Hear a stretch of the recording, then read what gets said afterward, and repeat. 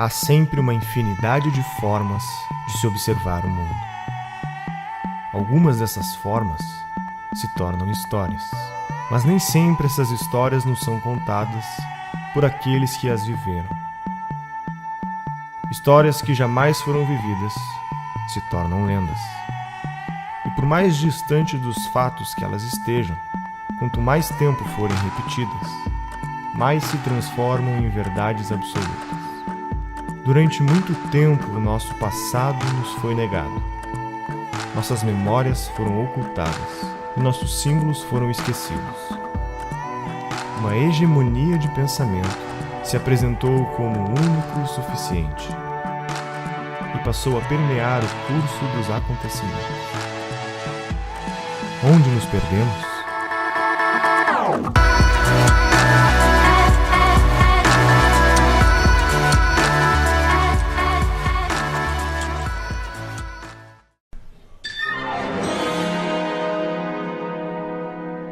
O povo foi às ruas.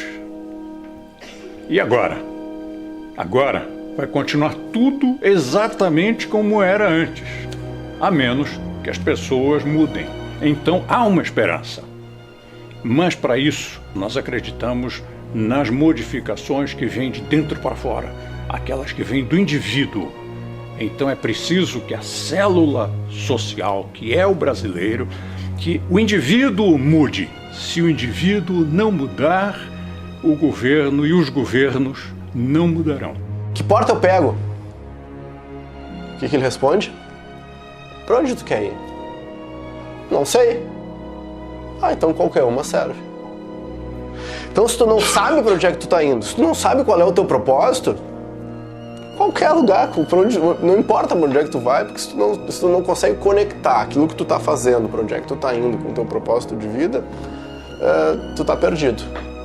Há tempo atrás, certo ou errado, nós tínhamos um plano de desenvolvimento nacional. Nós tínhamos um propósito. A nossa nação tinha uma visão e um propósito para desenvolver o nosso país, que infelizmente, algum tempo atrás, se perdeu. Vou dar um exemplo da Coreia do Sul. A Coreia do Sul, há 60 anos atrás, desenvolveu um plano de desenvolvimento nacional com o propósito de tornar a Coreia um lugar que tem inovação, desenvolvimento, riqueza. E entrou governo, saiu governo, entrou ditadura, saiu ditadura, entrou em guerra, saiu de guerra. O propósito e o plano que você continuou. Para que lado devemos ir? O que temos no mundo de mais eficiente? Quais as pistas para definirmos o nosso caminho? Mesmo no mito, que toda vez que você fala aonde o socialismo deu certo, e na Escandinávia, a Escandinávia é monarquia parlamentar, de livre mercado, tem socialismo, pleura nenhuma, tem taxação, carga tributária alta. Na verdade, a Escandinávia não é socialista, não tem nada a ver com isso, eles têm um mercado muito livre, só que eles cobram muitos impostos, e todos os países escandinavos ficaram ricos com o livre mercado e depois se tornaram mais welfare state. Daí eu falei, opa, peraí, tem uma coisa estranha aqui, né? E eu estudava psicologia na época, eu estava tentando entender, poxa, o que será que tem? Será que tem alguma coisa subjacente nas sociedades que torna algumas mais ricas e algumas mais pobres? E eu descobri que é só a liberdade econômica mesmo. Se você deixa a sociedade livre para produzir e para resolver os seus problemas, eles se enriquecem. E se você tenta atrapalhar esse processo, elas empobrecem muito rapidamente. Tomamos, por exemplo, Hong Kong. No início da década de 50, parecia confirmar as previsões pessimistas feitas no final do século XX, que afirmavam que se tratava de um local não próspero e inadequado para o comércio. Quando o Sir John James, fiel discípulo de Adam Smith e economista da Escola de Manchester, definiu que Hong Kong deveria adotar os princípios do capitalismo, se recusando a impor qualquer tipo de tarifa de importação e sempre mantendo os impostos mais baixos possível, que criou as condições para o acelerado crescimento econômico vivenciado por Hong Kong. Entre 1961 e 2012, o PIB real per capita de Hong Kong cresceu 900% em apenas algumas décadas, deixando de ser uma favela a céu aberto e se tornando a economia mais livre do mundo. A sua população ganha 2,64 vezes mais do que a média mundial, tendo duplicado esse índice nos últimos 15 anos. As pessoas não fogem de Hong Kong, elas correm para Hong Kong. Ao final da Segunda Guerra Mundial, a população era de 750 mil pessoas, e hoje é quase 10 vezes maior, tendo 7,1 milhões de habitantes, com a segunda maior expectativa de vida do planeta. A mesma coisa ocorre com Singapura, que em 1965 era um país pobre e atrasado, com uma renda equivalente à da Angola, que se tornou o segundo país economicamente mais livre do mundo. O que Singapura fez para conseguir essa grande virada? Estabeleceu uma moeda forte e estável, sem interferência política, que foi a moeda que menos perdeu poder de compra no mundo de 1982 a 2005. Negou ajuda em empréstimos estrangeiros. Fez um notável esforço de criar empresas privadas de excelência e competitivas globalmente, por meio da baixa tributação, burocracia quase inexistente e mínima regulação. Tudo isso com tarifas de importação nulas e livre comércio pleno, em um sistema idêntico ao adotado em Hong Kong. Singapura também deu ênfase na proteção à propriedade privada e na segurança pública. O segredo da estratégia era ter um governo pequeno e transparente. O gasto público proporcional ao PIB de Singapura é a metade do americano e 1/3 do sueco. Singapura, embora tenha forte intervencionismo na área privada, compreendeu as regras de não intervir na economia e hoje tem 11% da população composta por milionários. Mas a palavra desigual tem outro significado no país que é conhecido por ter abolido a pobreza. De todas as experiências e estudos disponíveis, há uma conclusão difícil de ser negada. Por todo o mundo, vemos uma forte relação entre a liberdade econômica e a qualidade de vida da população. Pessoas nos países mais livres ganham em média 8 vezes mais que pessoas nos países menos livres. Os pobres ganham 10 vezes mais. A população nos países mais livres é mais feliz. Possuem seus direitos civis mais bem protegidos. Em média, vivem 20 anos a mais. Os países mais livres também possuem menos corrupção, menor mortalidade infantil, menos trabalho infantil e menos desemprego. É inegável que, para nos preocuparmos com a melhoria de vida das pessoas, temos que nos preocupar com a liberdade econômica. O que liberdade econômica significa? Significa que a propriedade está protegida por leis imparciais, que você é livre para fazer o comércio com os outros pelo que você quer e precisa, sem intervenção do Estado. Que seu dinheiro mantém seu valor, porque a moeda de seu país é estável, e não sofre interferência política, e que o governo se mantém reduzido e sem interferir no funcionamento da economia. O capitalismo já se mostrou o melhor sistema para melhorar a qualidade de vida das pessoas. Se você olhar o gráfico de extrema pobreza no mundo, nos últimos 200 anos, saiu de 98%, algo assim, para 7% no mundo, algo assim. Algo nesse nível, perto de 10%. No Brasil, está em 5% a pobreza extrema, e há 30 anos era 20%. Então, isso vai dizer que isso é por causa do programa social? Claro que não. O Brasil passou a adotar mais capitalismo em relação ao que a gente tinha no início da década de 70. Então, no tempo, o que melhor alcança a melhora da prosperidade das pessoas mais pobres é um sistema de propriedade privada e livres trocas, que é o que a gente chama de capitalismo. E para o pobre de hoje, então, nem se fala. Para dar assistência a esse pobre de hoje, um sistema de mercado e voluntário como esse que eu descrevi é o que funciona melhor. O mundo é pobre, era pobre, sempre foi pobre, né? A pobreza é o estado natural do homem. O homem nasce nu e pelado. Nossos pais nos deram abrigo, comida e esses luxos, né? Então, o estado natural do homem é a pobreza. Nós temos que nos perguntar por que alguns países se tornaram mais ricos. Quando Adam Smith escreve A Riqueza das Nações, uma investigação sobre, ele está se preocupando exatamente, quer investigar como alguns países, no caso, por exemplo, a Inglaterra, etc., se tornaram ricos, porque esta é a grande notícia da humanidade, do comércio, a economia, o capitalismo que gera riqueza. Então, na verdade, tem muito mais a estudar na riqueza que na pobreza. Os pobres, por exemplo, individualmente, eles querem estudar, entender e imitar os ricos, as empresas ricas, os casos de sucesso. So, here we go. First, an axis for health. life expectancy from 25 years to 75 years. And down here, an axis for wealth, income per person, $400,000, $4,000, and $40,000. So down here is poor and sick, and up here is rich and healthy. Now, I'm going to show you the world 200 years ago, in 1810. Here come all the countries. Europe brown, Asia red, Middle East green, Africa south of Sahara blue, and the Americas yellow. And the size of the country bubbles show the size of the population. And in 1810, it was pretty crowded down there, wasn't it? All countries were sick and poor. Life expectancy were below 40 in all countries. And only UK and the Netherlands were slightly better off, but not much. And now, why start the world? The Industrial Revolution makes countries in Europe and elsewhere move away from the rest. But the colonized countries in Asia and Africa, they are stuck down there. And eventually, the Western countries get healthier and healthier.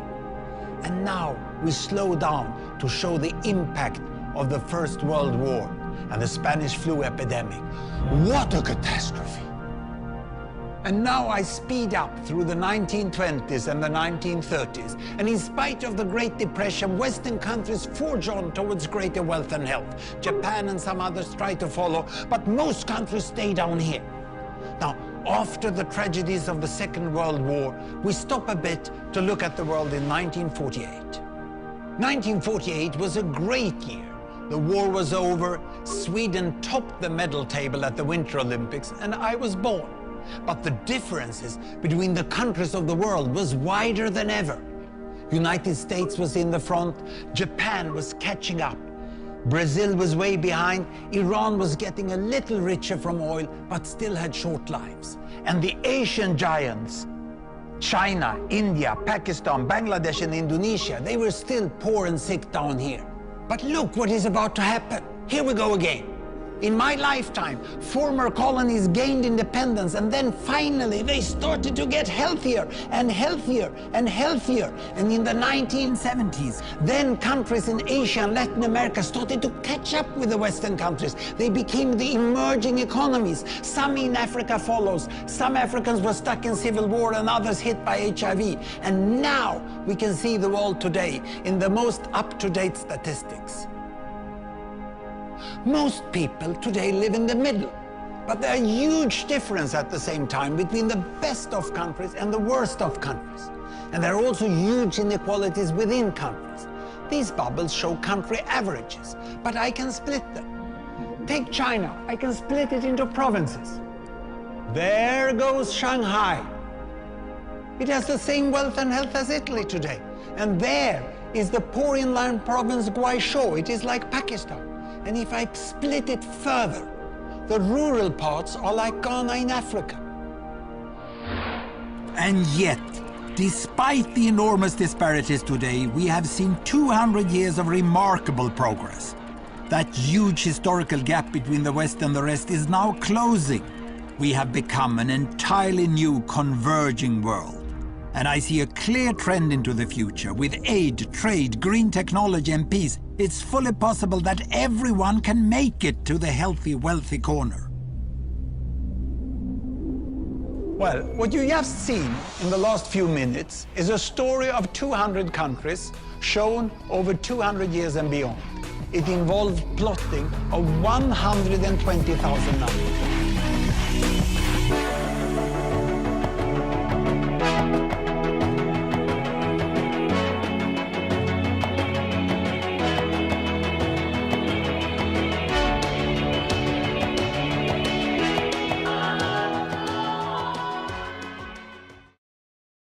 Nós estamos aqui na casa, né, do Thomas Jefferson, que foi o sujeito que escreveu a Declaração da Independência dos Estados Unidos. Talvez um dos textos mais lindos, né, da história mundial, da história política com certeza, onde nós podemos observar todos os valores que nós estamos precisando de maneira tão urgente no Brasil. O que mais me chama a atenção, que eu queria comentar com vocês, né, que estão assistindo, é o esmero. Claro que não é todo os Estados Unidos que é assim, nem mesmo toda a Flórida, mas particularmente em Weston, e é muito replicável país afora, o esmero, o cuidado com os detalhes. Não há poluição visual, o cuidado com o jardim, a forma que as coisas são tratadas. Quer dizer, isso está refletindo, está retratando de certa forma o quê? A preocupação que o americano tem com o entorno, que é o espírito cívico.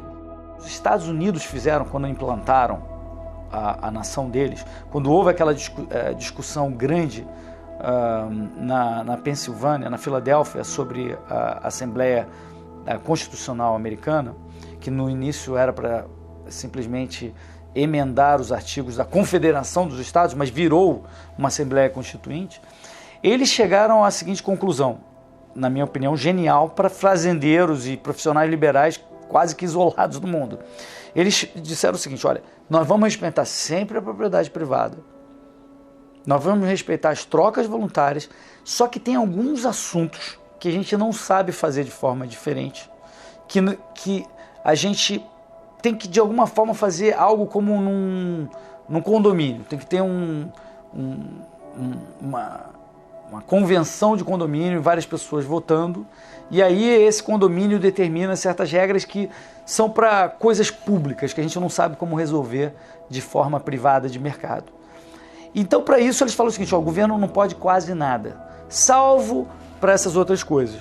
E aí eles implementaram uma democracia para essas outras coisas. Então, demis, na definição grega, tem várias conotações. Uma delas é povo, sem dúvida, mas tem outras conotações, que é povoado, comunidade e distrito. Então, a democracia que Clístenes impôs na Grécia naquele momento, ou criou na Grécia naquele momento, era um governo distrital.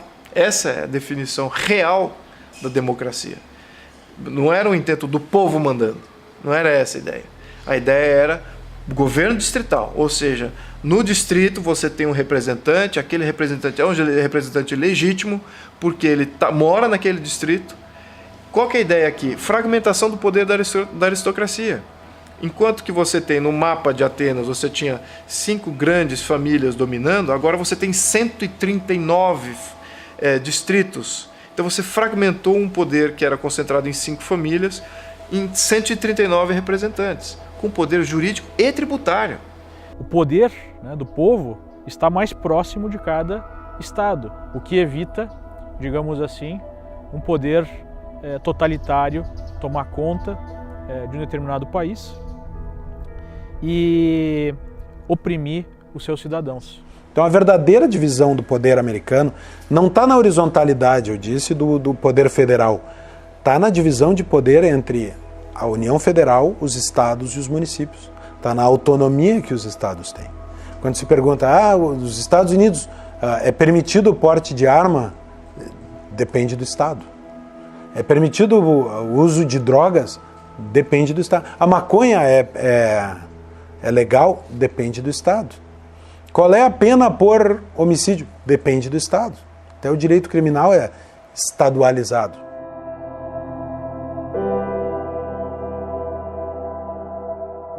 Basicamente, todo o sistema financeiro, até mesmo partindo da própria moeda, né, o valor da moeda, é baseado na confiança. Então, o nível de confiança que existe na sociedade, a certeza de que regras estabelecidas serão cumpridas, é o que facilita a negociação entre as pessoas, né?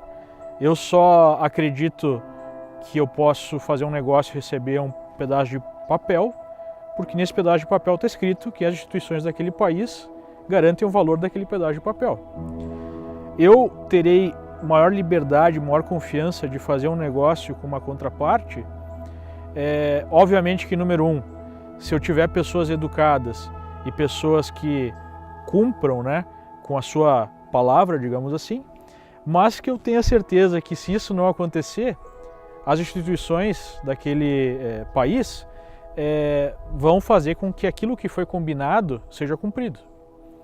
Essa é a base, né, da criação de de riqueza e é, digamos assim, o tabuleiro onde o jogo do livre mercado vai funcionar. Se esse tabuleiro for mal formulado, o livre mercado sempre vai funcionar de maneira parcial, porque ele sempre vai ter muitos obstáculos, né? E é exatamente o que a gente observa no país. Então, onde é que a gente observa isso no dia a dia aqui nos Estados Unidos? Eu não preciso reconhecer firma de um contrato, eu faço uma assinatura e aquele contrato está valendo. Eu não preciso burocratizar excessivamente, porque se leva em consideração que as partes estão de boa fé. Só que o que acontece? Caso as partes não estejam de boa fé, se uma das partes esteja de má fé, a punição é muito forte e ela é uma certeza, né? Isso gera uma situação onde, na esmagadora maioria dos casos, de fato aquilo que foi combinado é cumprido, porque se não for cumprido, a punição é muito grande, né? No Brasil é exatamente o contrário. Como se sabe que a punição vai ser muito difícil, vai ser quase impossível na maior parte dos casos, especialmente no mercado, né, no livre mercado, enfim, entre as empresas, nas negociações, é muito difícil executar um contrato no Brasil, se cria toda uma burocracia para tentar evitar que se chegue a um problema. E isso emperra todas as fases da criação da riqueza. O cidadão, o indivíduo que quer empreender, que quer abrir seu próprio negócio, poxa, não pode levar 4 meses para botar a papelada em dia, pagar quase R$1.000, os custos que tem para sair da informalidade. Nós vamos continuar com as mesmas deficiências se não começarmos resolvendo o problema por aí. E isso também depende de uma visão positiva do empreendedor, favorável ao empresário, a pessoa que cria empregos. Quem cria empregos é o empreendedor, é o empresário. O político cria cabide de emprego. O político não cria emprego, não gera emprego. Não podemos acreditar quando o político, candidato a presidente da República, vai gerar 10 milhões de empregos. Ele nunca vai gerar 10 milhões de emprego. Ele vai, no máximo, deixar de atrapalhar o tanto que atrapalha. Essa questão de empreendedorismo é uma das coisas que mais me incomoda. Que você vai para os Estados Unidos, por exemplo, lógico que lá também tem problemas, mas as pessoas encaram o empreendedorismo, o empresário, de uma forma totalmente diferente. Os jovens saem da faculdade querendo fazer seus próprios negócios, querendo transformar suas ideias em alguma coisa produtiva, em alguma coisa útil, e não simplesmente ficar, atrás de um cargo de governo para o resto da vida, porque ele vai ter estabilidade. Isso, inclusive, no meu entendimento, é um dos problemas que a gente tem hoje, porque você pega uma pessoa que poderia produzir muito mais, que poderia ter ideias brilhantes, poderia fazer coisas incríveis, e ela fica lá atrás do seu carguinho no funcionalismo público. A primeira coisa que nós precisamos é dar mais liberdade econômica para os cidadãos. E essa liberdade econômica, ela precisa ser baseada em valores. Então nós temos aqui, além da liberdade individual e além, né, da livre iniciativa, a proteção desses valores, nós temos o Estado de Direito, onde todos são iguais perante as leis, especialmente aqueles que têm o poder, que têm que prestar contas ao povo, né? Por isso que a Constituição americana começa, né, com a frase "We the people". Ours was the first revolution in the history of mankind that truly reversed the course of government, and with 3 little words: we the people. We the people tell the government what to do. It doesn't tell us. We the people are the driver. The government is the car, and we decide where it should go and by what route and how fast. Almost all the world's constitutions are documents in which governments tell the people what their privileges are. Our Constitution is a document in which we, the people, tell the government what it is allowed to do. We, the people, are free. Então, o que José Bonifácio acreditava naquele ponto era o que exatamente os mesmos princípios que os fundadores dos Estados Unidos acreditavam, que era o liberalismo político. Vamos lembrar que, naquele ponto da história, essa ideia de capitalismo e livre mercado não tinha sido muito bem maturado como conceito. Adam Smith, sim, já existia e já havia introjectado uma série de conceitos aí em contraposição ao mercantilismo. Ok. Só que o que precede a sustentação do capitalismo, do livre mercado, é um sistema político liberal. Então, um sistema político liberal significa o quê? As pessoas entendem que o liberalismo, ele liberta quem? Esse é que é o ponto. Ele liberta o povo. E quem que então ele limita? Ele limita o governo. Então, toda ideia de liberalismo era de limitação de governo, limitação de poderes do governo. O governo e o Estado era quem limitava esse governo. Esse é que é o ponto. Então você tem que separar muito bem o que é Estado e o que é governo. A Constituição americana, ela é uma Constituição restritiva do poder central. A União Federal tem, de acordo com a Constituição, só o poder que a Constituição lhe dá. O resto é dos Estados. Então, o que não está expressamente dito que é da União Federal é dos Estados. Embora essa regra esteja sendo flexibilizada e cada vez mais diminuída. E isso explica também o crescimento do governo dos Estados Unidos e por que é que os Estados Unidos têm deixado de ser a referência de liberdade que sempre foram. Aumento de impostos, enfim, toda aquela situação que nós já vivemos no Brasil está sendo observada aqui nos Estados Unidos. E há uma grande diferença, né? O nível médio da população aqui, o nível de educação é muito mais alto, mas pouco a pouco nós vamos sofrendo a mesma erosão da democracia representativa e desse sistema tão interessante, né? Esse farol da liberdade que foi criado para o mundo pelos Founding Fathers. O mais importante na discussão é que tipo de governo nós queremos e por que nós temos um governo. A gente precisa se dar conta de que não existe almoço grátis, que o Friedman diria.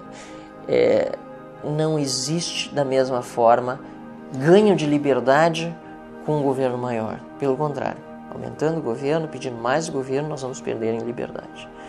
Nós vamos aumentar a burocracia, nós vamos ter mais problemas para criar riqueza. Não podemos cair na conversa de políticos de que haverá distribuição de renda se é prejudicado quem cria riqueza. Só olha o Uber. A gente tinha esse sistema do táxi que todo mundo pensava, bom, mas poxa, como é que a gente vai fazer transporte sem uma coisa centralizada e tal, e tem que ser protegido, porque e daí qualquer pessoa vai poder pegar uma carona? Isso não vai funcionar nunca. E daí vem um aplicativo simples, uma ideia simples que se dissemina, emprega milhares de pessoas, facilita o transporte para um monte de gente, baixa custos, aumenta a segurança, porque agora você pode pegar um transporte mais seguro ao invés de ficar no transporte coletivo para quem pode pagar. Muda todo o mercado, revoluciona a coisa e obviamente também incomoda todas as estruturas de poder, esse status quo que já existia dessas grandes indústrias, do táxi, do aluguel, tudo mais, os políticos que estavam associados. E a gente consegue fazer esse contraste entre esse sistema que hoje a gente olha como já uma coisa meio até velha, que é os táxis, e ver o sistema do Uber, que é uma mudança tão grande, que é simplesmente liberalismo econômico. O empreendedorismo é uma vocação, não é simplesmente uma busca do lucro, não é simplesmente ganhar dinheiro por ganhar dinheiro, amor a... Não. Pelo contrário, as pessoas quando dizem que o Bill Gates é um milionário e aí muitas vezes falam, não, mas ele faz muita caridade, tentam, né, por esse lado demonstrar que ele tem coração também, e realmente tem, pelos projetos sociais fantásticos, vários deles que ele desempenha, que ele desenvolve na África, por exemplo. Mas não é só isso, as pessoas têm que ter noção que os bilhões de dólares que ele tem não estão numa conta bancária. Onde é que estão os bilhões de dólares do Bill Gates? Alguma parte realmente ele tem no banco. Mas outra grande parte está em patrimônio, está em ações, está em várias atividades empresariais, empreendedoras que ele tem e que estão a serviço das pessoas. As propriedades dele cumprem uma função social inerente à atividade do empreendedor. Aquilo que diz a Constituição sobre a função social da propriedade, que muitos de nós combatemos, porque de fato é utilizado nas cortes muitas vezes para desapropriar áreas de terra para supostamente fazer reforma agrária. A gente sabe que muitas vezes não dá certo, inclusive porque muitos depois revendem essas áreas, fazem justamente aquilo que não deveriam fazer. Mas se nós formos olhar ao pé da letra o que quer dizer função social da propriedade, não está errada a Constituição, porque toda propriedade já cumpre sua função social. Porque a minha propriedade cumpre uma função social, sobretudo se eu sou empreendedor, de deixá-la à disposição do meu próximo, de outros indivíduos. Sou a favor de um Estado enxuto, tanto na economia como na repressão, e penso que mesmo aqueles que são tomados como capitalistas no Brasil, na verdade não são capitalistas porque eles vivem muito do dinheiro público. Então você vê os grandes empresários adoram um financiamento do BNDES, né? Você vê pesquisadores que muitas vezes se apresentam como de direita, mas têm bolsas de órgãos públicos. Então eu acho que essa mentalidade tão dependente do Estado, ela precisa ser revista. Até para que nós tenhamos uma verdadeira livre concorrência. No Brasil hoje não tem livre concorrência, porque não dá para você concorrer livremente com um concorrente que tem algum tipo de isenção de impostos quando você não tem, né? Ou com um concorrente que tem dinheiro do BNDES quando você não tem. E muitas vezes essas pessoas se apresentam como capitalistas, como defensoras da iniciativa privada. Desculpa, iniciativa privada é risco. Então eu sou favorável àqueles que tomam risco.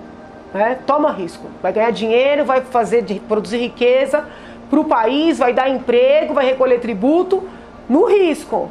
Porque se ele tem financiamento público, ele já não tem mais o meu, digamos assim, a minha admiração.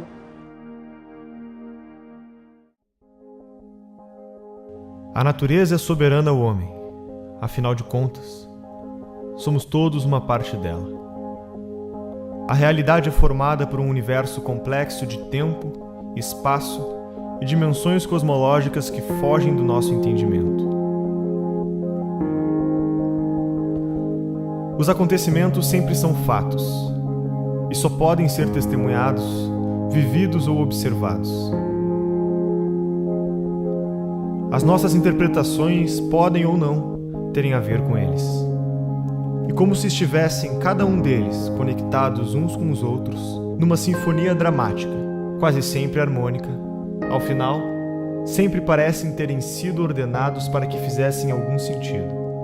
A isso, damos o nome de vida. Essa é uma ordem que não nos é dada a opção de escolha. Como seres conscientes, temos além da nossa capacidade de interagir, experimentar e protagonizar a vida, também a opção de entendê-la. O peso da tradição do que os sábios do passado obtiveram e que nos foi legado. Certos hábitos, cultura, etc. do passado, os gigantes do passado. A gente não deveria simplesmente achar que a minha cabeça teve uma boa ideia e eu vou desconsiderar milênios de evolução de grandes conquistas de sábios. Deveríamos ter prudência na hora de avaliar isso. Não quer dizer que você deva só considerar o passado. Não. Você deve considerar o que você acha certo e tentar mudar. Mas você deveria ter prudência. Olha para o passado e respeita aquilo. Ouça esse passado dessas pessoas que não estão mais conosco como esse legado que nos foi deixado. Então, prudência nesse sentido, né? Nós precisamos, por um lado, entrar no fronte cultural de uma maneira muito importante para poder ajudar as pessoas a entenderem o cenário, entender o que está acontecendo no mundo e poder se posicionar, porque tudo começa com isso, né? Nesse ponto, por exemplo, o Ludwig von Mises estava muito certo, ele nos escritos dele, ele dizia muito isso, né? Você começa com as ideias, são as ideias que mudam o mundo. O que nós podemos fazer para reverter esse quadro? Bom, eu acho que o primeiro passo, que eu acho que é o passo fundamental, é nós recuperarmos o amor pela literatura. Eu acho que não existe nada mais subversivo nesse mundo, e num lugar como o Brasil, do que a educação. Educar as pessoas a serem... educar para expandir a consciência, educar para ter conhecimento, educar para ter autocrítica e crítica do mundo à volta, para tomar as próprias decisões. Um povo com cultura e com educação, cara, não é levado adiante por ninguém. Primeiro, preparem-se intelectualmente, estudem, né? Você tem hoje na internet uma série de conteúdos e cursos online, óbvio, principalmente o Olavo de Carvalho, que tem um trabalho absolutamente fundamental e indispensável em relação à difusão de ideias. E além dele, você tem outros que também são importantes, aí, gerando conteúdo, gerando informação. Você já tem hoje editoras lançando títulos que durante décadas foram negados ao público brasileiro. Você tem também, em alguns sites, como o site do Instituto Mises, você tem alguns portais que tem uma quantidade enorme de PDFs de livros clássicos que estão à disposição de graça. É só você baixar, ler no seu computador, ler no celular, no tablet, no Kindle, enfim. Então, não tem desculpa.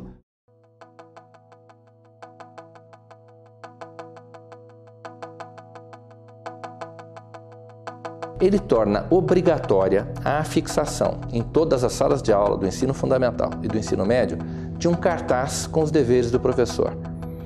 Os deveres do professor já existem, eles decorrem da Constituição Federal e da Convenção Americana sobre Direitos Humanos. O primeiro dever do professor estabelece que o professor não se aproveitará da audiência cativa dos alunos, ou seja, da presença obrigatória dos alunos em sala de aula, para promover as suas próprias preferências, as suas próprias opiniões políticas, ideológicas, religiosas e partidárias. O professor já não tem esse direito. Este dever, o dever de se abster dessas práticas, já existe. Ele decorre da liberdade de consciência e de crença dos estudantes, que está prevista na Constituição Federal. O segundo dever do professor estabelece que o professor não favorecerá, não prejudicará ou constrangerá os seus alunos em razão das suas convicções políticas, ideológicas, morais ou religiosas, ou da falta delas. O terceiro dever do professor estabelece que o professor não fará propaganda político-partidária em sala de aula, nem incitará seus alunos a participar de manifestações, atos públicos e passeatas. O professor não pode agir em sala de aula como um militante. Ele é um servidor público, ele é um agente do Estado. E o Estado, de acordo com a Constituição Federal, o Estado brasileiro, ele é politicamente neutro. Existe a Constituição, prevê o princípio da neutralidade política, ideológica e religiosa do Estado. O quarto dever do professor prevê que, ao tratar de questões políticas, socioculturais e econômicas, o professor apresentará aos alunos de forma justa, isto é, com a mesma profundidade e seriedade, as principais versões, teorias, opiniões e perspectivas concorrentes a respeito da matéria. O professor já tem esse dever. Ele decorre do pluralismo de ideias, que está previsto na Constituição, e da liberdade de aprender do estudante, que também está prevista no artigo 206 da Constituição. O quinto dever do professor prevê que o professor respeitará o direito dos pais dos alunos a que seus filhos recebam a educação religiosa e moral que esteja de acordo com as suas próprias convicções. Esse dever está previsto quase que com essas mesmas palavras na Convenção Americana sobre Direitos Humanos. É um direito humano dos pais, previsto num tratado internacional assinado pelo Brasil e reconhecido pelo Supremo, que os pais têm direito sobre a educação religiosa e moral dos seus filhos. Nenhum professor pode reivindicar o direito de transmitir aos filhos dos outros os seus próprios valores e as suas próprias crenças religiosas e morais. Enfim, basicamente é isso. E o sexto dever do professor diz que o professor, como sendo ele uma autoridade dentro da sala de aula, ele está obrigado a impedir que aqueles direitos que decorrem desses deveres, os 5 deveres que eu acabei de enumerar, sejam violados pela ação de terceiros ou também de alunos dentro da sala de aula. O ensino obrigatório é uma enorme intervenção estatal na vida dos indivíduos e das famílias. O que o projeto faz é apenas explicitar os marcos jurídicos dessa intervenção. Para quê? Para que os agentes do Estado, aqueles que efetivamente intervêm na prática, na vida das pessoas, na vida das famílias, não abusem do poder que têm.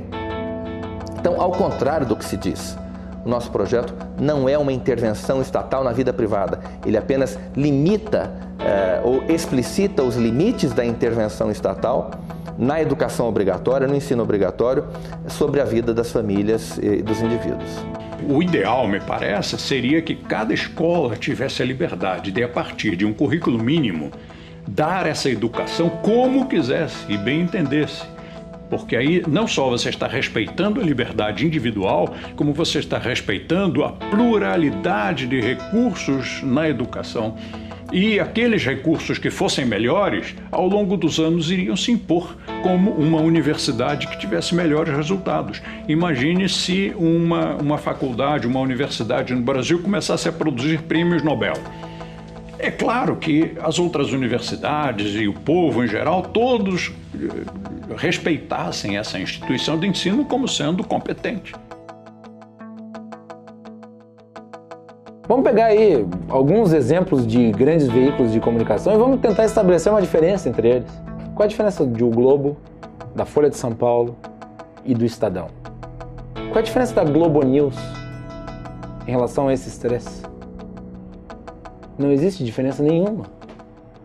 Seja nas notícias que são divulgadas, seja na estética da forma como essas notícias são divulgadas, seja no vocabulário utilizado pelos jornalistas que trabalham nessas casas, eles vendem todos um padrão de notícia.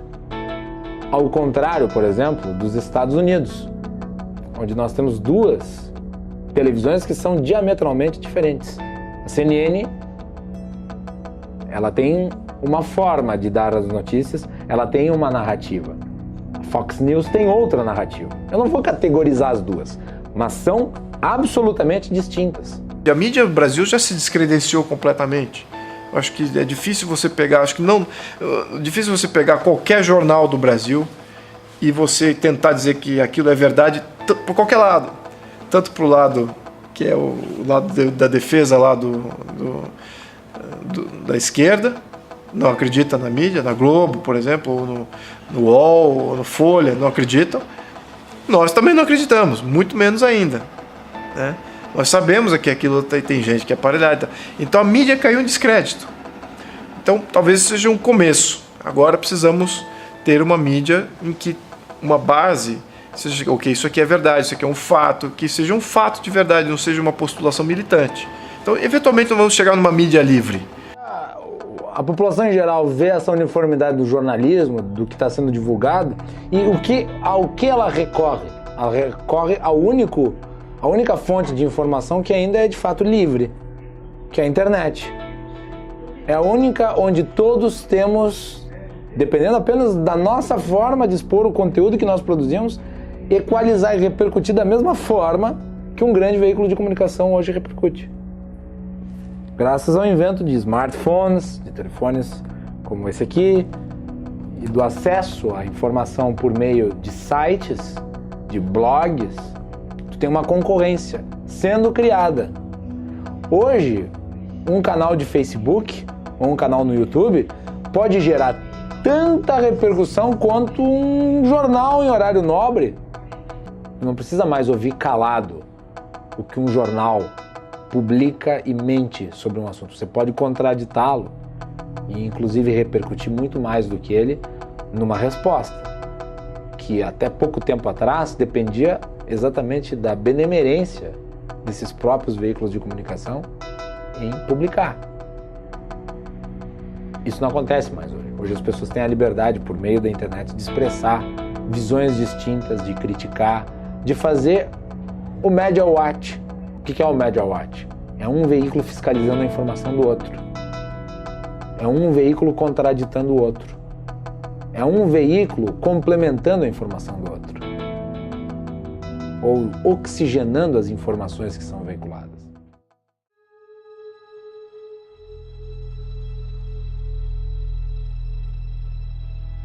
Na Constituição, com esse arranjo, basta tomar a presidência da República para tomar um aparato estatal gigantesco e dominar os outros dois poderes. E foi esse o plano que o PT fez e que funcionou. E aliás, o modelo continua disponível para que qualquer outro partido faça. O que seria um arranjo constitucional alternativo de verdadeira limitação do poder? Bom, vamos olhar os países em que os arranjos constitucionais funcionam melhor, especialmente a Inglaterra, o berço do liberalismo e berço do constitucionalismo. A Espanha e a Inglaterra têm modelos constitucionais mais evoluídos. em que há, e também a Alemanha e também Portugal, modelos mais evoluídos, não necessariamente monárquicos, mas com uma separação entre o chefe de Estado e o chefe de governo. É como se fosse um triângulo em que no topo da pirâmide, na primeira parte, né, da pirâmide, primeiro terço, eu tenho um nível de poderes supremos, né? No caso da Espanha, da Inglaterra, o rei e o Tribunal Constitucional. No caso de Portugal ou da Alemanha, o presidente da República e um Tribunal Constitucional. No nível intermediário, eu tenho aí um chefe de governo, é um primeiro-ministro, e o parlamento. E no terço de baixo, eu tenho a administração pública e o poder judiciário. Olha essa separação, especialmente do lado de cá, que eu tenho um chefe de Estado, um chefe de governo e a administração pública como poderes diferentes. Por quê? Porque o chefe de Estado, a ele toca responder pelos valores supremos da nação. Vida, liberdade, propriedade, igualdade perante a lei, democracia, a defesa da paz, a chefia das Forças Armadas, a cabeça das relações internacionais, que são supra-ideológicas, estão acima da disputa ideológica dos partidos. Isso tem que estar na mão de um chefe de Estado, que é eleito para exercer esta função ou a recebe de seus antepassados, como no caso da monarquia, né, hereditariamente. Mas vamos com uma república. A Alemanha, por exemplo, se elege um presidente da república para ser o chefe da nação, protegendo seus valores supremos. Abaixo dele, um primeiro-ministro, como Portugal, primeiro-ministro, este sim é eleito ideologicamente. Ele é eleito por um partido para aplicar um determinado programa de governo. Ele é eleito por uma maioria e ele representa a vontade transitória de uma maioria. As preferências temporais de uma maioria momentânea, que amanhã pode se desfazer e trocar de lado no pêndulo tradicional da política. Esse primeiro-ministro não nomeia juízes da Suprema Corte, porque ele é eleito ideologicamente e a Suprema Corte está lá em cima, onde não é o espaço da ideologia, é o espaço da neutralidade ideológica. Nessa metade do triângulo eu tenho o parlamento e o primeiro-ministro, estes sim ideológicos, estes sim eleitos para fazer política. Lá em cima não, lá em cima eu tenho poderes neutros ideologicamente, aqui é o campo da ideologia. E no campo de baixo, que também não é o campo da ideologia, eu tenho a administração pública e o poder judiciário. Aqui é o campo da imparcialidade. A administração pública tem que atender o cidadão, não fazer política pública. A administração pública como um poder separado significa que o primeiro-ministro ou o presidente da República não vai nomear um apadrinhado político seu para ser o diretor do hospital, o chefe do posto de saúde, o presidente dos Correios, para uma estatal como a Petrobras. Eu tenho um projeto independente do projeto ideológico. Então, essa separação de poderes, aqui eu tenho o campo da imparcialidade, eu tenho a administração pública e o poder judiciário. O que é o poder judiciário, se não o serviço de solução de lides e administração da justiça, que deve estar no campo da imparcialidade, separado do Supremo Tribunal, que faz o controle de constitucionalidade. A gente chama de janela de Overton, a janela em que o debate público hoje se concentra. Então você tem, por exemplo, numa questão como educação, você tem a janela concentrada hoje numa questão do que é mais aceitável em determinado no debate político. E o papel do Instituto Mises Brasil é puxar o debate para o mais possível, o mais longe possível da visão estatista, mais próximo possível do ideal radical de liberdade. Então a gente puxa o debate, a gente muda o eixo do que é aceitável para a grande opinião pública, a gente contraria os paradigmas que a sociedade brasileira tem em relação ao que o Estado é, e a gente desafia as pessoas a pensarem diferente. Então a gente puxa o debate para a ideia radical de liberdade. Esse é o nosso papel hoje. E a gente puxando o debate para a janela radical, a janela de discussão acaba se movendo, porque a gente traz todo o eixo mais próximo da liberdade. E é nesse papel que entra os atores que o Mises Brasil influencia. Sejam eles ativistas, sejam eles teóricos voltados para políticas práticas, sejam o cidadão comum na sua profissão, todos eles acabam sendo impactados por essa mudança no eixo. Eles acabam entendendo e incluindo uma visão ainda mais liberal no que é aceitável como debate, até que ele acaba sendo interessante, até que ele acaba sendo mais aceitável e até que ele se torna inevitável. E é assim que a gente acredita que as transformações sociais ocorrem, e é por isso que às vezes governos que são de esquerda, como o governo Dilma, acaba tendo que recorrer à privatização, ou até o governo FHC. Não é porque eles gostam, é porque o debate se puxou tanto para o lado que a ideia não é mais uma questão de ser aceitável ou não o debate, é uma questão de que aquela iniciativa é inevitável. Se tivesse um presidente liberal, se tivesse uma bancada razoável liberal no Congresso, mas se continuasse tendo todos os problemas que o Brasil tem hoje, o que você faria primeiro? É quase impossível responder o que você faria primeiro. Para a gente entender esse conceito e essa discussão, eu acho que a gente tem que falar sobre viabilidade política. O que é a viabilidade política? Cada ideia, cada projeto tem um senso na sociedade de viabilidade política daquela ideia. Tem ideias que estão maduras, que estão prontas a serem discutidas, eventualmente implementadas, e tem ideias que são impossíveis. As pessoas, isso jamais vai acontecer naquele momento. Tudo isso pode mudar, é dinâmico.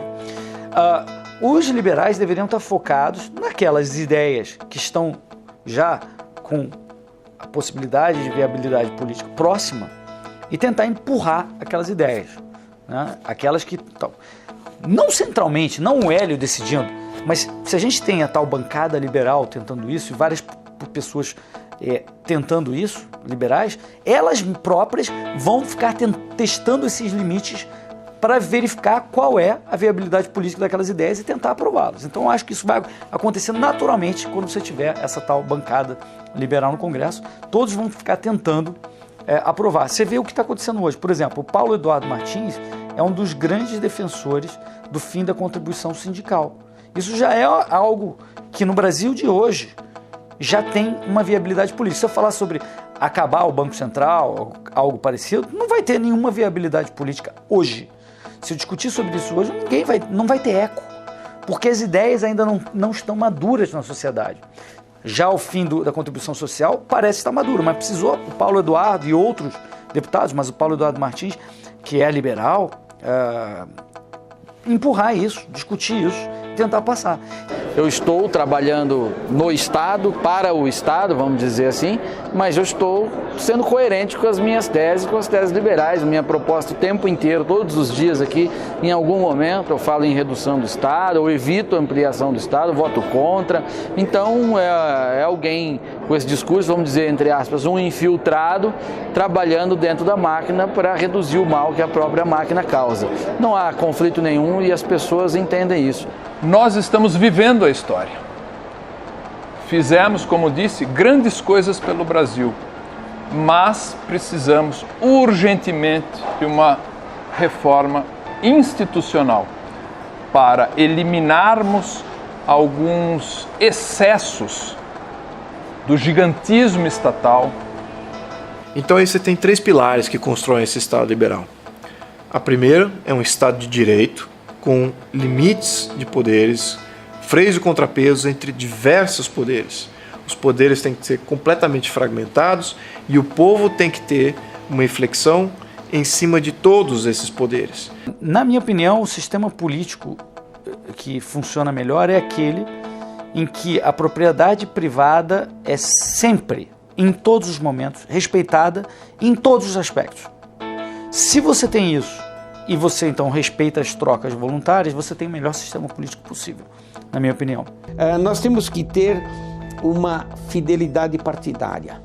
né? Nós não podemos ter mais, nós não temos 35 partidos, 28 representados, nós não temos 35 ideologias, programas de governo. Quem conhece a história dos partidos, a evolução, como surgiram os partidos ideológicos e programáticos, que é o sistema que nós temos aqui, né? Quem conhece isso, ele vai verificar que deve haver uma fidelidade partidária, que foi formando grupos naturalmente, que se chegou a esse tipo. E na nossa eleição é proporcional, nós votamos no partido, então tem que ter uma fidelidade partidária. Ele não pode romper com essa fidelidade partidária, tem que haver disciplina partidária, programas, ideologias, e nós não temos tantas assim. Isso vai levar até uma redução dos partidos. No meu entender, o financiamento público, novamente os partidos, os caciques dos partidos, eles recebem o dinheiro sem muito esforço. No financiamento privado existe aquela possibilidade de, bom, eu dou, mas quero alguma coisa em troca, né, para financiar as campanhas. Então o que acontece? Eu acho que temos que procurar o mais razoável. Empresa não vota. Nós deveremos procurar o voto da pessoa física. Então eles querem procurar recursos das pessoas físicas. Mesmo assim, das pessoas físicas com controle, fiscalização, limites e punições. Se nós tivéssemos um padrão de república federativa com modelo de tributação, ou com modelo de distribuição dos recursos, respeitando o tamanho, por exemplo, de estados e municípios, sem uma concentração tão imensa da União, nós não teríamos, em tese, o Ministério das Cidades com a função que tem hoje. Não tem sentido um prefeito do interior do semiárido de Minas Gerais vir a Brasília pedir 100 mil reais para fazer uma ciclovia. Isso acontece porque os recursos estão subtraídos lá da base do Estado e município, estão concentrados em Brasília. É lógico que isso demandará a descentralização também de algumas obrigações, saúde, previdência. Porém, eu pergunto para você, como cidadão brasileiro, você prefere, caso tenha alguma reclamação com saúde, com educação, com alguma das áreas sociais, você prefere pegar um ônibus ou ir com o seu próprio carro, reclamar com o prefeito da sua cidade, ou pegar um avião para Brasília, enfrentar aquela selva de pedra que é Brasília, impessoal, onde você não conhece ninguém, e tentar falar com o presidente da República? Ninguém gasta melhor do que o próprio cidadão brasileiro. Quem gasta mal é o Estado.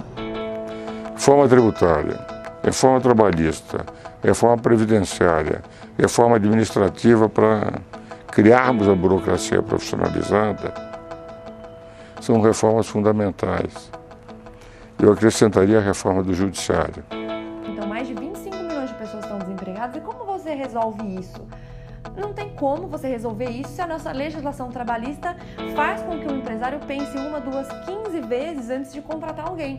É caro, o funcionário custa muito mais do que ele paga para um funcionário por conta das questões tributárias, por conta do imposto que o Estado recolhe, por conta da dificuldade que é.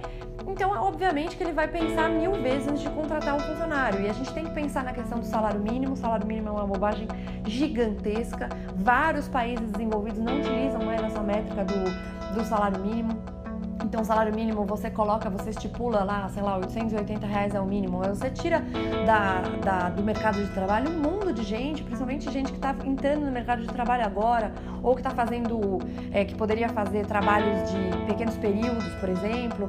E você tira essas pessoas e você coloca lá num nível um pouco mais acima, sendo que a produtividade dessa pessoa não vai acompanhar. Então, se você fica sistematicamente aumentando o salário mínimo, as pessoas acham que o salário mínimo tem que ser uma canetada tão pura e simplesmente, não tem que acompanhar a produtividade, você mata simplesmente o mercado de trabalho. Então, falar de reforma trabalhista é uma coisa essencial. Sistema de vouchers, redução de impostos, redução de custo da máquina pública, redução de secretarias, redução de cargos comissionados, redução do poder do Estado como um todo, tirar a regulamentação de vários setores, né? Inclusive, por exemplo, do setor de combustíveis, tiraria o monopólio da Petrobras, tiraria o monopólio de vários outros serviços, como por exemplo do Correio. É um absurdo. Como que o governo quer se meter no envio de um papel daqui para lá? Isso aí tem que ser aberto ao mercado. Tiraria o grande poder regulatório de agências, como por exemplo a Anvisa. Então imagine se a gente tivesse uma mudança como o Uber foi para os táxis, para o sistema de polícia. Imagina se... Eu sei que é difícil imaginar, mas olha a revolução, a diferença, a queda de custo, o melhor serviço, as pessoas adotando isso livremente. Ninguém foi obrigado a adotar o Uber, ninguém foi obrigado a aceitar isso. As pessoas foram para ele porque ele era melhor, ele desafiou um sistema estatal inteiro. Então imagina se a gente tivesse isso para o sistema de polícia, para o sistema de reparo e manutenção de infraestrutura, para o sistema de justiça. A outra que agora que surgiu e hoje é muito mais discutida, principalmente depois da tecnologia ter sido mais desenvolvida, é você tentar sair da sociedade fazendo soluções tecnológicas. Por exemplo, o Bitcoin, você fazer compras na Deep Web. Se a gente dissesse hoje, definisse hoje que o Bitcoin nada mais é do que o dinheiro para a internet, seria o equivalente a dizer lá atrás, na década de 90, que a internet era e-mail. E todo mundo sabe que seria um absurdo, uma afirmação ridícula dizer isso. A internet é muito mais do que isso. Mas naquela época, ninguém conseguia prever que a gente ia ter alguns anos depois um Facebook, um Twitter, um YouTube, que são tecnologias criadas sobre a plataforma da internet, sobre os protocolos de comunicação da internet e que não tem nada a ver com e-mail. Com o Bitcoin é a mesma coisa. É mais correto dizer que o Bitcoin é, na verdade, a internet do dinheiro, porque muitas outras aplicações vão ser criadas e testadas e utilizadas e adotadas no nosso mundo financeiro e econômico. E do dinheiro, o dinheiro digital, o dinheiro apolítico, que não depende de nenhum banco central, essa é apenas a primeira inovação. Na minha opinião, das mais importantes e realmente transformadoras, mas não vai ser a única, é apenas a primeira. Aí você vai me perguntar, mas como é que isso pode acontecer? Pode acontecer de várias formas. Pode ter uma Constituição que garanta isso, pode ter um sistema de governo descentralizado, em que esse governo nem chega a ser monopolista. Mas eu nem sei se existe mais essa Constituição. Nós estamos com 93 emendas. 93 emendas. E ontem já foi aprovado em segundo turno na Câmara, aprovado a 94ª emenda. Uma Constituição com 93, 94 emendas e mais as propostas que vêm por aí de reforma, querem reformar tudo. Será que é a mesma Constituição? Resta mudar a Constituição. A solução seria uma nova Constituição. Agora, imagina o seguinte, se nós tivermos uma Constituição liberal, um Estado liberal, nós podemos nos dar ao luxo que a Suécia dá, de eleger um governo socialista. Por quê? Porque a Constituição liberal já cria limites. Lembra que quem é liberal, quando você é uma Constituição liberal, significa quem está livre é o povo, quem está limitado é o governo e o Estado. Se você tem um governo e Estado limitado, você pode até eleger um socialista, mas ele vai ter uma força política limitada. Esse é que é o ponto. Então, para nós evoluirmos como país, nós precisamos nos desvencilhar dessa Constituição intromissora, socialista que nós temos, e temos que absorver e temos que ter uma Constituição liberal, para que nós não tenhamos mais o risco de totalitarismo no Brasil. Todas essas reformas, eu acho que elas, normalmente por aí, elas são submetidas a um plebiscito ou a um referendo no final. Eu acho que para o Brasil, diante da nossa situação e diante da nossa classe política, eu acho que nós devemos ter um plebiscito e um referendo. Como? O plebiscito, o povo vai aprovar, né? Por exemplo, o sistema de governo. E depois um referendo para aprovar esse sistema já acabado. O número 1 é você fazer com que todos os movimentos políticos concordem, que é isso que precisamos. Temos que ter um objetivo comum e diferentes agentes trabalhando de diferentes maneiras para atingir esse objetivo comum, da maneira que de bem couber e de uma maneira fluida. Às vezes um flanco tem avanços, o outro tem retrocessos, o outro braço tem um avanço. Então, diferentes agentes políticos, da sociedade civil, agentes econômicos, têm que estar trabalhando para a criação do Estado Ideal. A pressão única tem que ser em torno desse objetivo. Cabe a nós definir bem esses detalhes, né? Então, eu diria que, então, como chegar ao Estado liberal, a primeira etapa é todos concordarem no objetivo. Ponto. O brasileiro percebeu que ele tem força, né? Que na verdade os políticos, eles estão lá para nos servirem, eles são nossos servidores, eles têm que prestar satisfações, eles têm que dar satisfações. Nós também temos que fazer a nossa parte. Eu acho que o legado que fica é de um povo que não se acomoda. Vai fazer batalha na sua área, né? Na sua área profissional, dentro da sua experiência profissional no consultório, dentro da sua formação profissional. Isso vale para qualquer coisa. Se você é professor, vai lutar na área de educação. Se você é médico, vai lutar na medicina. Cadê você, advogado de direita? Cadê você, advogado conservador liberal, fazendo a batalha na OAB, fazendo a batalha nas associações profissionais, nos sindicatos, né? Se você é economista, cadê você batalhando especificamente na economia? Ativismo judicial, vou dizer, é uma coisa básica. Isso é que nem a questão de assegurar a sua própria subsistência, sua própria sobrevivência. Quer dizer, a justiça não vai fazer justiça. A justiça é um meio de você fazer justiça quando pode. Tem que lutar por ela. O terreno da luta é muito o terreno jurídico, judicial. É uma batalha que a gente tem que travar no judiciário também. A gente precisa se engajar, ocupar espaço onde quer que esteja, no seu bairro, na escola do seu filho, acompanhar o que está acontecendo. A gente precisa estar presente na sociedade. A gente arregaçar as mangas e trabalhar.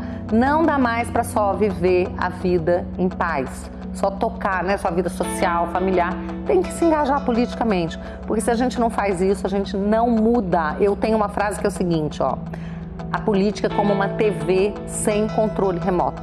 Se você não se levanta, você vai assistir o que não quer. O Brasil vai ser um país espetacular, vai ser um país riquíssimo, uma classe média pujante, uma classe média rica, capaz de ter uma qualidade de vida e uma abrangência e uma influência mundial. Fazer o novo. Então, se nós estamos empreendendo agora, exemplo da Brasil Paralelo, temos que pensar muito grande.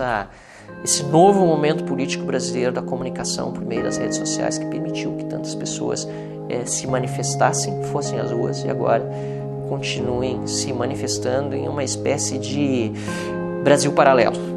Eles vão acabar percebendo, tá? Errar é humano, tá? Vocês podem vir da esquerda para a liberdade, não tem problema, a gente vai receber de braço aberto. Você é jornalista, evidentemente, por que você não está fazendo a batalha dentro das redações?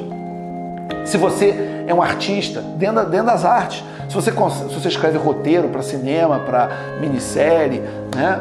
Onde está você na batalha cultural?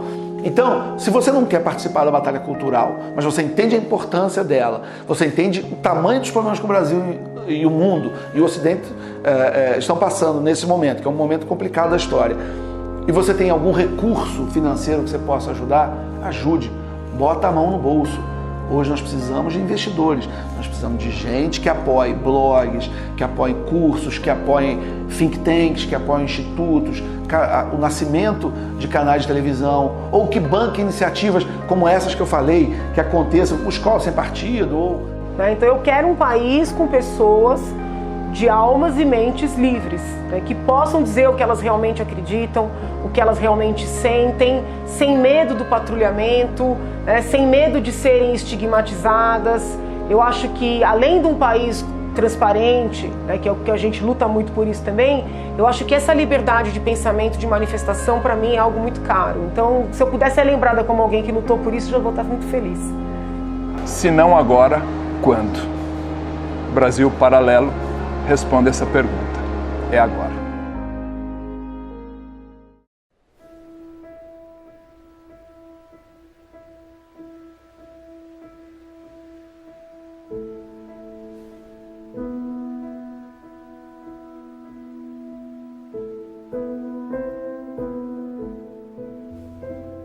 Quando acendemos as luzes que apontam para os sábios do passado, para o início dos tempos, percebemos que herdamos algo bom. Como linhas paralelas, a vontade e o desejo partem cada um de um ponto, mas para onde vão diferem. Diferente do desejo, a vontade é lúcida, perseverante e duradoura. Entende que o legado humano reverbera através dos séculos, e assim como o coração que sustenta nossas vidas, essa sustenta a vida de toda a humanidade. A vontade do indivíduo se impõe, e mostra que, ao contrário do que afirmam ditadores e supostos intelectuais, nós não somos escravos do meio.